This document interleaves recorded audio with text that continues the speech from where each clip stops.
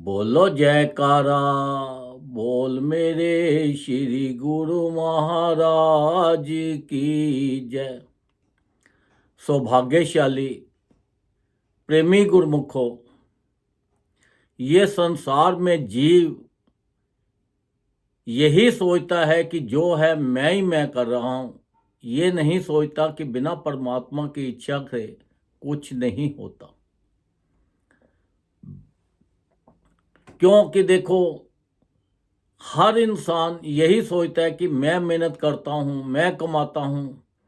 उसको परमात्मा को मानने वाले बड़े कम लोग हैं। ज़्यादातर तो लोग वो बोलते हैं जो कर रहा हूँ मैं ही मैं कर रहा हूँ। परमात्मा किसने देखा है? किसी ने देखा है? नहीं देखा। परमात्मा के ऊपर विश्वास लोगों का बहुत कम है। बड़े कम लोग हैं जिनका विश्वास परमात्मा के ऊपर है और यही सोचते हैं कि उसकी मर्जी के बिना कुछ नहीं होता।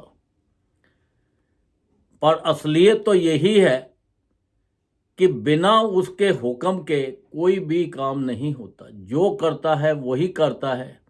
क्योंकि देखो, हमारा ये जो शरीर है, ये शरीर भी उसकी मर्जी से ही मिला है और उसकी मर्जी से ही इसके अंदर ये ताकत आई है, ये बोलने की, देखने की, सुनने की, भजन करने की।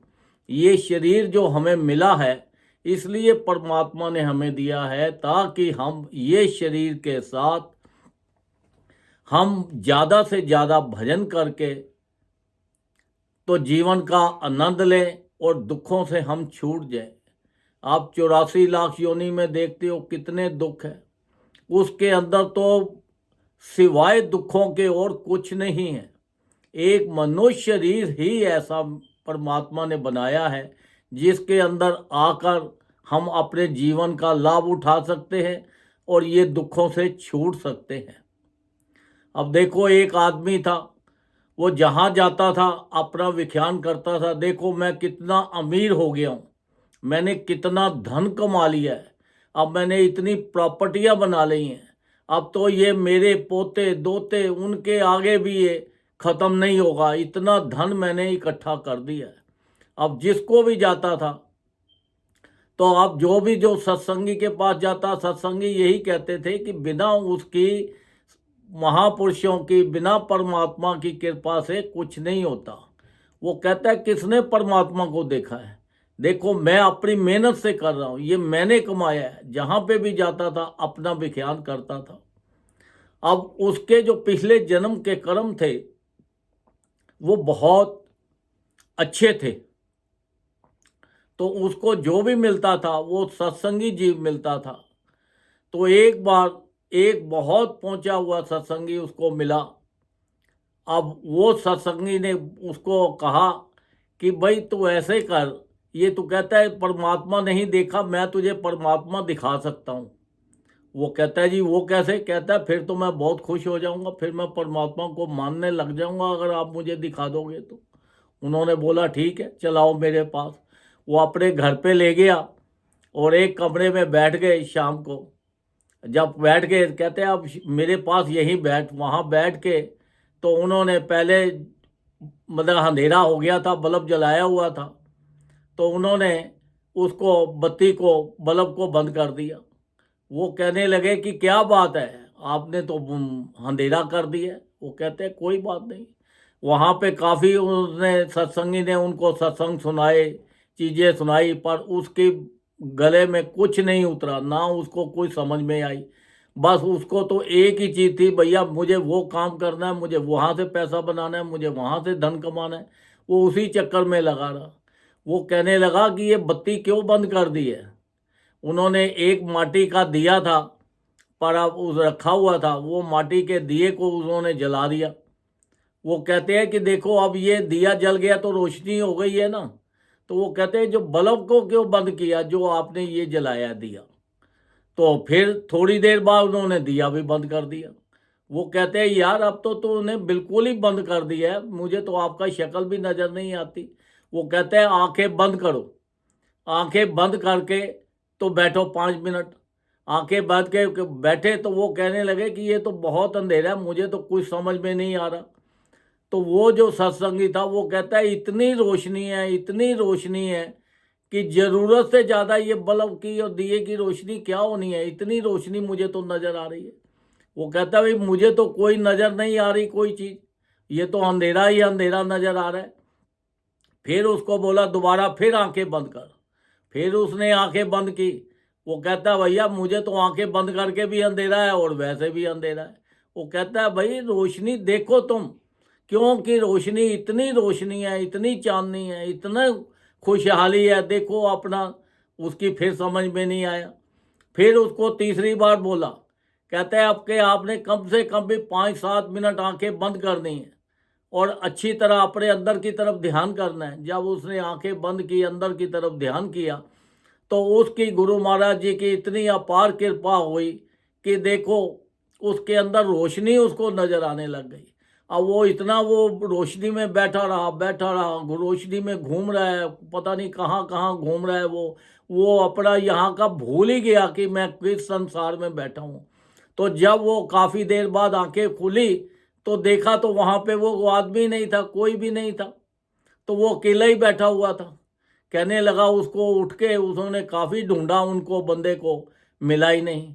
अब फिर उसके दिमाग में आया कि भैया चलो वो सत्संगी के पास, फिर सत्संगी के पास गए। तो कहने लगे भाई मुझे अपने वहां पे दरबार में लेके चलो। तब फिर वो उनको वहां पे आश्रम में लेके गए। वहां जाके वो महात्मा ही से मिले। फिर गुरु महाराज जी के दर्शन करने के लिए गया। फिर वहां पर उसने नाम लिया। जब नाम लेके फिर नाम जपने लग गया, तो वहां जब नाम में बैठा तो फिर वही उनको रोशनी नजर आई।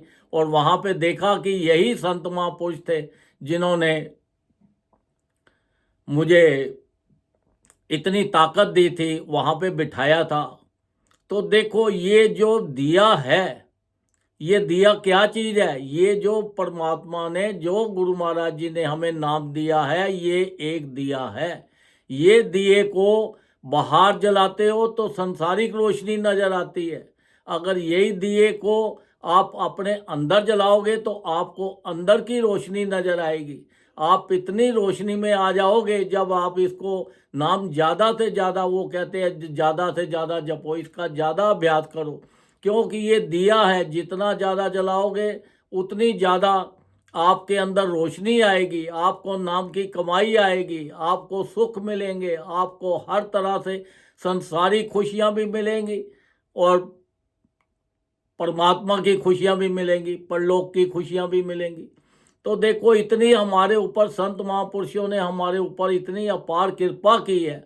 हमारे लिए 5 नियम बना दिए हैं, श्री आरती, पूजा, सत्संग, सेवा, सिमरन और ध्यान। जो श्रद्धा सहित करे निश्चय हो कल्याण। जिस परिवार के अंदर ये 5 नियमों का पालन होता है, वहां पर किसी चीज की कोई कमी नहीं रहती। वहां सब रिद्धियां सिद्धियां आके वहां बैठ जाती है और उस परिवार में हर तरह से खुशियां ही खुशियां होती हैं।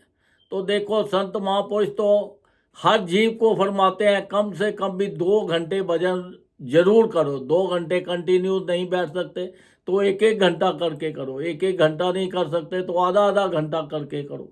जितना ज़्यादा भजन करोगे उतना ही आपको ज़्यादा लाभ मिलेगा, उतनी ही संसार की आपको ज़्यादा खुशियाँ मिलेंगी।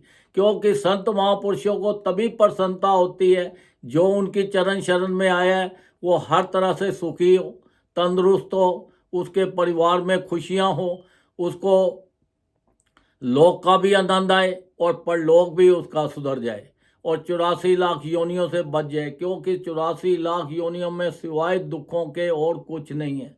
ये जो दुख है अगर थोड़ी देर के लिए आता है तो हम कितने परेशान हो जाते हैं।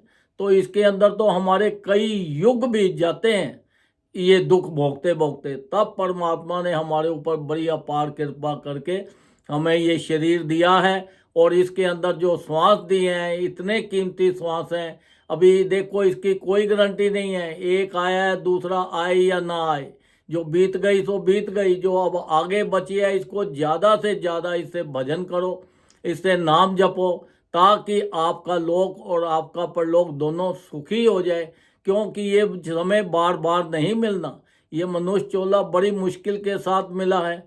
हम इधर इधर की लोगों की, किसी की अच्छाई करें, बुराई करें, निंदा करें, चुगली करें, इसी के अंदर ही हम ये सारा अपना जीवन व्यतीत कर रहे हैं। तो हमें ये चीज़ों में व्यतीत नहीं करना। हमें तो सबके लिए अच्छा सोचना है, अच्छा करना है। जो कोई भी करता है वो उसको करने दो, क्योंकि ये जो भी कर रहे हैं ये अपने कर्म बना रहे हैं। उसका जो नतीजा आएगा वो उसको भुगतना है कि अच्छे कर रहा है या गलत कर रहा है। हमें किसी से कोई मतलब नहीं। हमें तो बस एक ही चीज़ ध्यान रखनी है कि हमें संसार में सबके साथ अच्छा बोलना है, अच्छा करना है और अच्छा ही सोचना है, ताकि हमारे से कोई ऐसा गलत काम ना हो जाए।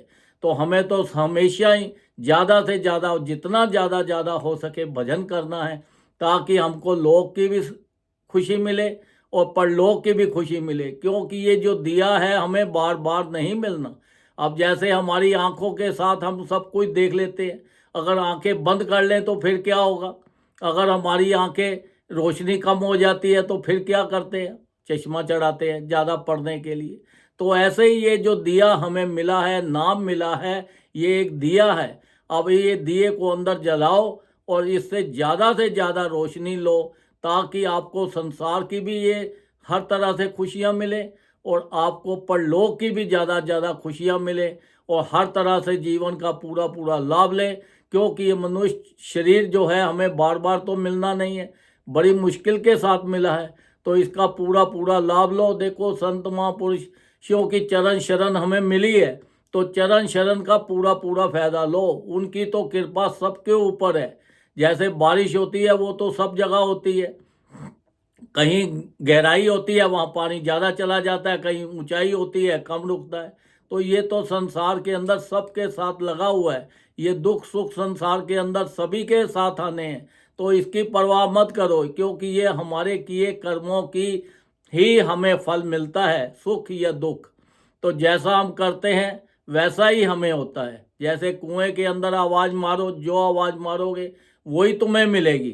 तो ऐसे ही संसार के अंदर सबके लिए अच्छा सोचना है, ज़्यादा से ज़्यादा भजन करना है, संत महापुरुषों के बनाए हुए जो नियम हैं उनका पालन करना है, उनके हुक्म में चलना है, ताकि हमें ये लोक के भी सुख मिले और परलोक के भी सुख मिले और संत महापुरुषों को भी प्रसन्नता हो। देखो कि ये गुरुमुख हमारे पास आया है, ये जीव हमारे पास आया है, ये जीव दुखों से छूट गया है। तो इसलिए उनको भी बड़ी प्रसन्नता होती है जितना हम ज़्यादा नाम जपते हैं।